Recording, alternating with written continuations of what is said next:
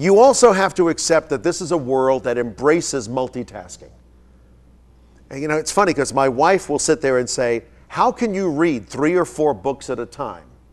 And I say to her, didn't you go to college? Didn't you have 5 classes, each with 2 or 3 textbooks that you had to read? Didn't you graduate cum laude? I know you can do it. So what? After I graduate, I had like a stroke. I can't multitask anymore. Of course I'm going to read 3, 4 books at a time. We can all do this. And we live in a world of simultaneity. Things are happening simultaneously as the world goes forth. And you have a generation that knows that better than anything. The other thing we have to accept is that this is a generation that believes that every picture is a potential portal. You know, the Stargate? Every picture is something we can enter, and by entering it, go into another world.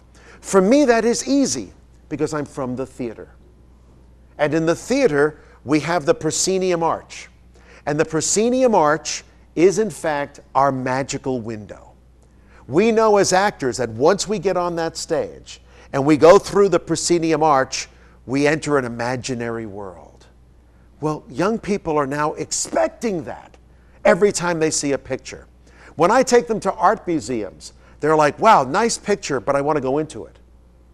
I love the Monet, but I want to go into that world. Why can't I walk around that garden?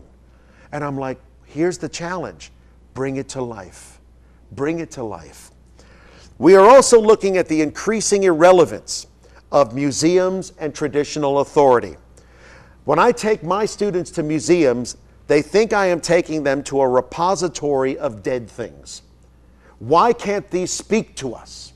Why can't the museum exude the excitement that is felt by the archivist, by the curator? Why can't we invigorate the museum so that it becomes a place that young people share in the joy of discovery that the original creators of this technology experienced? Why? I keep asking myself the same question. The other thing, the last 3 points I want to emphasize is I have never met a more optimistic generation in my life. They literally believe if you can imagine it, you can achieve it. I like that feeling. Those are the true optimists, the true visionaries. If we can imagine a green world, why don't we create a green world? If we can imagine a just world, why can't we create a just world? I like that thought processes. And there's a complete reconceptualization of ownership. Originally, this began with piracy. The idea that if it's available on the web, why can't we just access it? Why can't it be ours? There will be transformations along the way, but we are reconceptualizing what does ownership mean.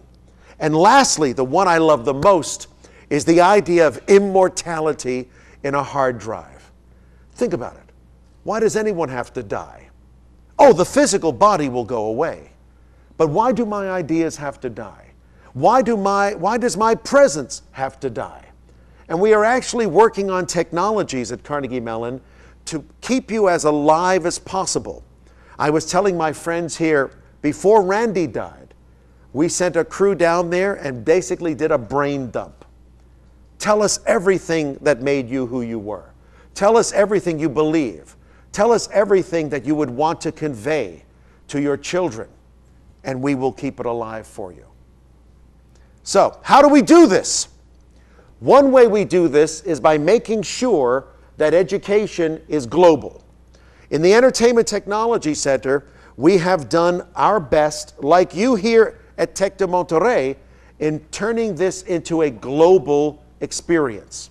We have campuses around the world, and we want our students to physically get up and go from Pittsburgh to Australia, to Japan, to Korea, to Silicon Valley, to Qatar in the Middle East, because seeing is more than believing. My coming down here to meet with all of you, to talk to all of you out there, is a tremendous education. You know, Solon, the founder of Greek democracy, is famous for his expression, "I grow older, learning something new every day." That is my prayer. Every day, please let me learn something new. And that has to be our guiding principle. When we started the Entertainment Technology Center, we were being forced by the traditional authorities to make it look like a regular academic program. Well, you have all these semesters, you must have classes, and we said, baloney. Why? Why must we have that? Why don't we build a curriculum in keeping with what we want to teach? So we came up with this. You will notice there are classes only in the first semester. The other 3 semesters, you will build things. You will build things for clients. You will deliver things for clients. You will test things for clients. And when the client says, "Oh, wow, thank you. You have built something we did not have before," and that is providing a wonderful experience to people, then you have passed the course. So let's take a look at what really is behind the Entertainment Technology Center. And it is something that is permeating the world today. It's called SATE. SATE is the realization that in my industry, in the entertainment and education industry, you must be proficient in 4 particular areas. You must know science. You must know architecture, the building of space that we inhabit. You must know technology, and everything must be geared to experience. Education must be the same as experience. And so in the Entertainment Technology Center, this notion of SATE, of science, architecture, technology, and experience guides everything.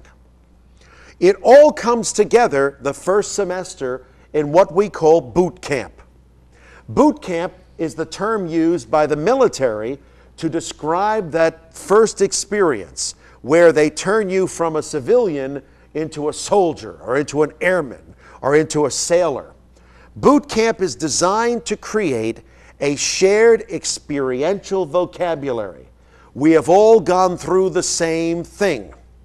It was created to encompass as much as possible the ideals of storytelling, architecture, technology, and experience. It is about the convergence that we knew was coming, but which is now here. And one of the ways in which we encompass it is through what we call the First Penguin Award. The First Penguin Award was something that Randy Pausch developed in his Building Virtual Worlds class.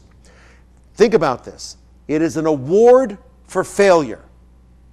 Not for success. It is an award for failure.